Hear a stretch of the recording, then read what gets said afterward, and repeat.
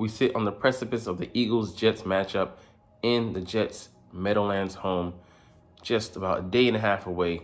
We're going to look at matchups as well as some information and other stuff going on surrounding this matchup here.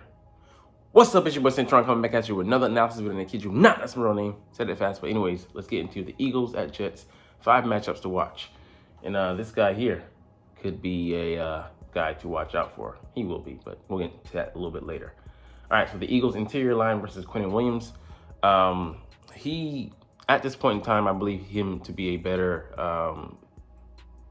threat, to be a better player, D-tackle than Aaron Donald at the stage of his career. And that's not to say anything about the historic path that he's carved out. One Aaron Donald has, and I believe he's, a Hall of Fame talent and will make it there someday to Canton. But Quinnen, last year having 12.5 sacks, and it's not about the sacks, but the pressure he brings. He's had 20 pressures so far this year, and he's faced, I think, 70% of, on his pass rushing snaps, 70% double teams.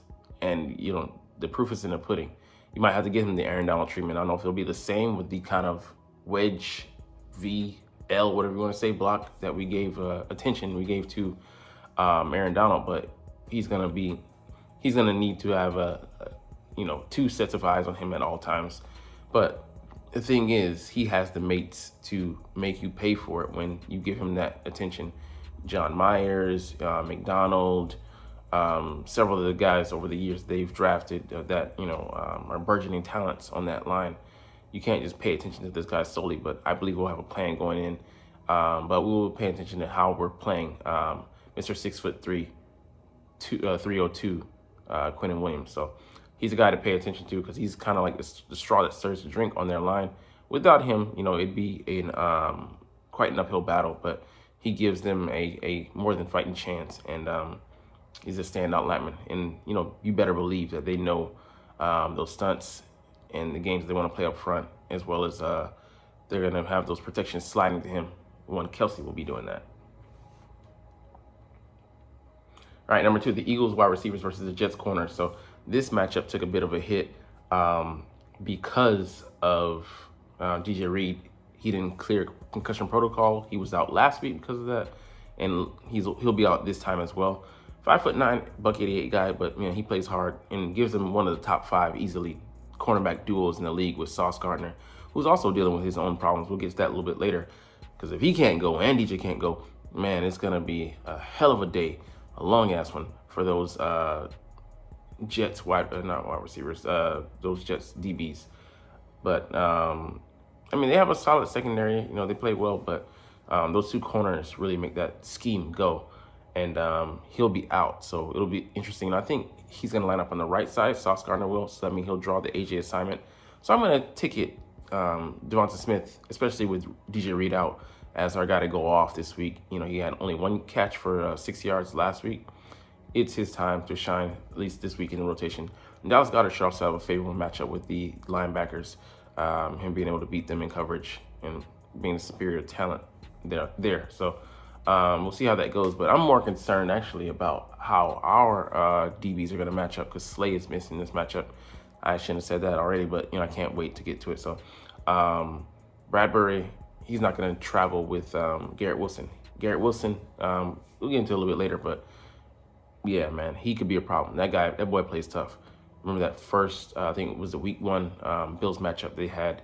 He got the touchdown where cornerback battled through. I think he got should have been a PBU, and he popped it up into the air, and then Garrett just concentrates all the way down to the ground and catches it on his back, touchdown.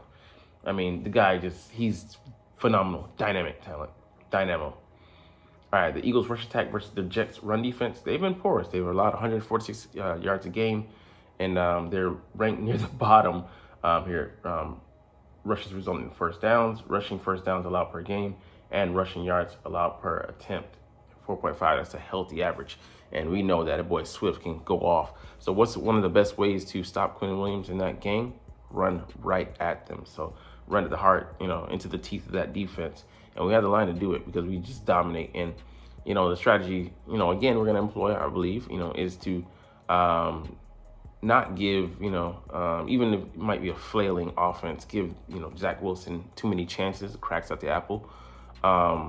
Keep them off the field, 7, 8, 9 minutes plus drives if we can, and go into hopefully the red zone and get, touchdowns, not settle for field goals. But I don't think it'll be, we could settle, but I wouldn't like for us, to get out of that funk starting with this game, especially since next week we start off with a, murderers row slate with the, Dolphins coming to visit us. Then we got the Bills, the Chiefs, the Cowboys, the Commanders again, who always play us tough as a divisional opponent. So it's gonna be a tough slate. We're gonna need to rack up as many wins as we can before the slate begins, and then see what onslaught we can survive. Coming out of that with how many dubs. All right, the Eagles' run defense versus Breece Hall and the Jets' rushing attack. So the guy is explosive. He had like a 73 or 74 yarder against the Broncos. It was the Broncos. Everybody's been doing them in this season. That being said, he's explosive, especially if he gets out on the edges. They run some traps, inside zones, counters, and things like that can be tricky. And we're going to be missing Jalen Carter. I'm, again, going to the injury report early. But he's not going to be playing after a freak accident in practice. Got him. We'll get into that a little bit later. But that interior with Jordan Davis, you like, our chances, and Fletcher Cox coming back for this matchup. But that being said, we can't rest on our laurels. It's going to be integral, crucial, the linebacker play. And is Dean going to be starting, or is he going to be kind of rotating in? He's also going to play a bigger role than expected coming off of IR. And, we have those three linebackers. Morrow and Cunningham are playing well in his absence. How's it going to be him coming back? And do you immediately insert him in there? Do people want to pitch count, snap count? What's going to be the deal? It's precarious ground because you don't want to mess up a good thing, what's been working. But, they have so much invested in him. I don't care about the goddamn investment. What I want to see is in production. And I don't want to disturb the production that we have currently on the field. So we'll see. But it's going to take the front end and then potentially the back end. This guy's holding up on the outside. Who's going to be even on the outside? It's going to be Josh Jobe, Eli Ricks. On the field in tandem with Bradbury. We'll see. And in the slot, who will it be? I know it's going to be ramped up with more Bradley Roby, but to spell him, who's going to be there in the slot? All right, where might the Eagles go feasting? So this was the original line. Dwayne Brown, Laken Tomlinson, Connor McGovern, Elijah Vera Tucker, Mekhi Becton. So Dwayne Brown, he went out with an injury, I think maybe 2 weeks ago. He played on week 1 and week 2. Then Elijah Vera, Mekhi Becton slid over there. Elijah Vera came over here, had a replacement guy come in here, but he's out with a Achilles injury for the rest of the year, same as Aaron Rodgers, A-Rod.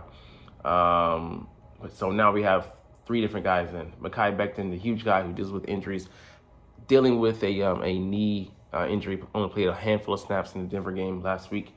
Laken Thompson, a solid guy. McGovern, he can be had. He can be solid at times, but he's just more of the Jag variety. Joe Tippmann, I believe, also a Jag, and also Max Mitchell, who didn't have a good ranking, allowed I think 3 sacks last year. So this right side has already been popping off 3 sacks in 2 games, and he's back, officially with that thumb being A-OK. So look for us to threaten him off the edge, and then up the middle, we're gonna see what can be had. Our great rookie is out, who has leading our team with 3.5 sacks, but we still have Jordan Davis. We still have Milton Williams. He might have Marlon. I think Moro Ojomo might play again. So, a lot of young guys, and then Fletcher Cox coming back to lead that charge. I think we have more than enough to go out and win this game, especially in the middle. But we'll see. I definitely think it could be a long day for Zach Wilson and those guys up front. All right, bonus, Jets receivers. Like I said, Garrett Wilson leading the charge here. It's more that it's less him. It's not less him. It's not him. It's Zach Wilson. And Zach did have, I think, his best game, one of his best games last week with a 242-yard effort. But I think he's going to make his share of mistakes, which we got to be able to capitalize on. But, he might be able to make some plays because, these guys aren't exactly chopped liver. Alan Lazard, a solid receiver. Randall Cobb, yeah, he's not doing well. McCall Hartman hardly even playing. Gibson not given basically a chance. But this is basically the passing attack maybe. Garrett Wilson, we have a solid tight end, but it's besides the point. We might struggle, we might not. You never know. Topsy turvy. Depends on how fast we get to Zach Wilson. But Garrett, man, he's a guy that can pop off anytime, anywhere. He took one to the house to keep them competitive in the Cowboys game, but just got overwhelmed. And Zach got overloaded. So hopefully we can do the same. We'll see, and keep this guy's touches limited and his impact limited as well. So it'll be a battle because definitely without Slay and without Justin Evans, who we'll get to in a second, it's a different secondary. We just can't stay healthy, which is why we might push for something that we're going to talk about in a second. All right, the injury report. Yeah, this guy's on it with the illness, so I believe he'll play though. Darius Slay out, not believed to be serious, but gonna miss this game. Justin Evans going to IR, so he was moved suddenly to injury reserve, can return in 4 weeks. But man, that's a blow to us, and he just hasn't been able to stay healthy. I'm mad that we hedged our bets and not really got rid of anybody. I believe we got rid of Kayvon Wallace, but he was more of a replacement level guy. That being said, he just hasn't been able to be dependable. Second round pick, all the talent in the world, but hasn't been able to stay healthy. So I do believe that this firmly places us in the running to trade for a safety. And we're in a safety market because Edmonds, I don't believe, even with Sidney Brown and waiting in the wings, still an unknown. I like Howie the Willen deal.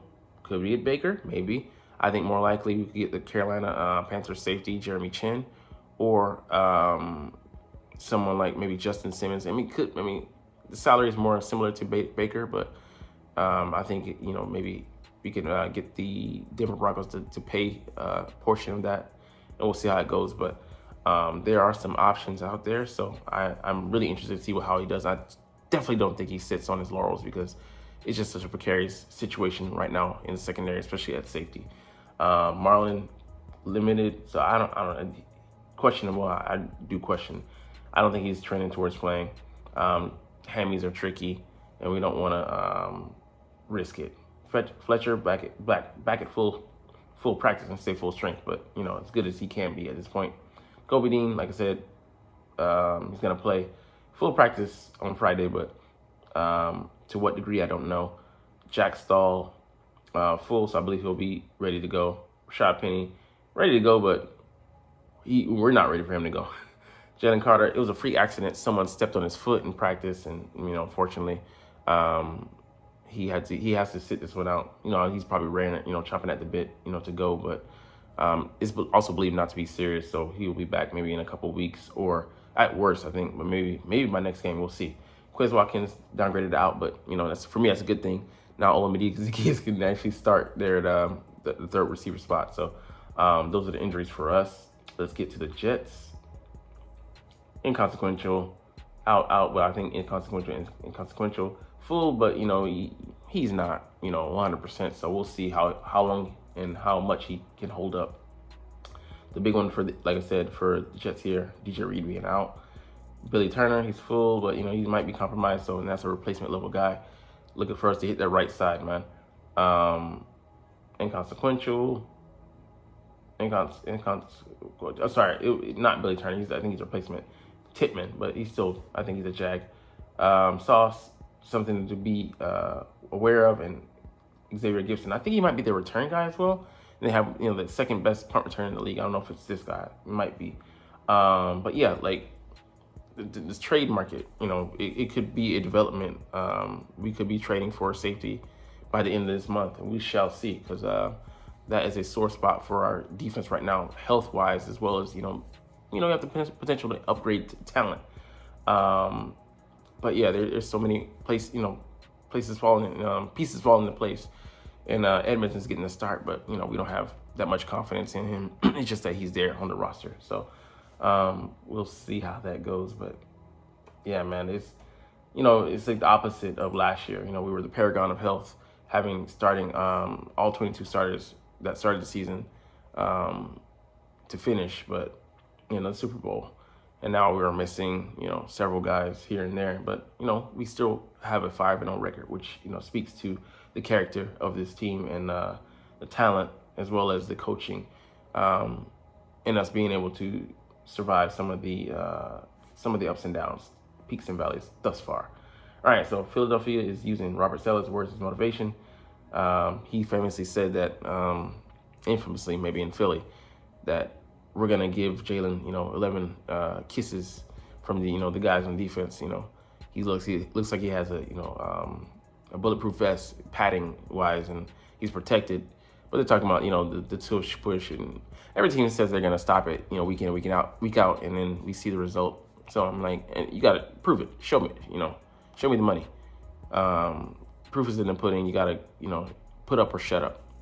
And I don't think they'll be able to do it. So, but Fletcher Cox is spotted back, shooting back, vouching for his quarterback, showing that he's got his back at the same time, while coming off his own back injury. But anyways, that's besides the point.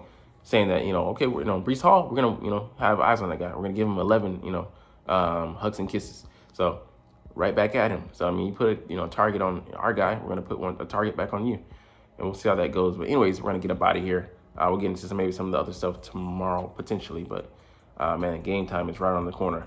Are you excited? I am, but you're not even watching though. You're not even here, but it's all good because I love talking about the Eagles. I love making these freaking videos. So we're gonna get up out of here because you're tired of seeing my mug that you're not even watching, even though it's not ugly, but you say it's ugly. Anyways, as always, it's fly, Eagles, fly, and let's motherfucking go.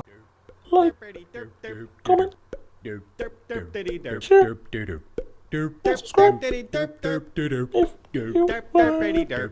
Thanks for watching. Check me out at Centron Anime, Centron Life, or Centron Laughs, or other social media.